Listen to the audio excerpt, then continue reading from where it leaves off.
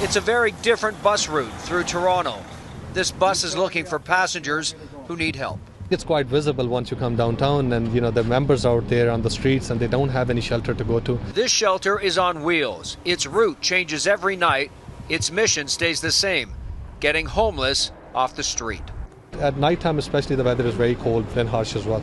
So we wanted to make sure that we can perhaps reach out and try to do what we can in our capacity to provide them shelter and warm and hot meals as well. The old transit bus now has 20 beds, seats, a kitchenette and a bathroom. The Ahmediyہ Muslim Youth Association says it spent $10,000 converting the bus. Yeah, it's a great bus. You have a lovely bus.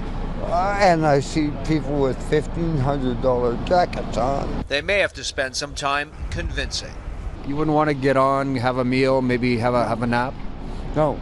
Close to 100 homeless die every year in Toronto, according to Toronto Public Health. Winter is just starting, and shelters fill quickly.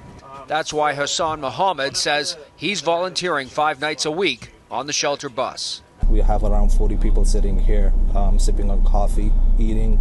We'll provide them with warm clothes and gloves and jackets and all those stuff as well.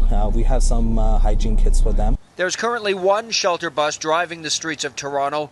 Having buses in numerous cities across Canada is the goal, along with this. It's all about saving lives.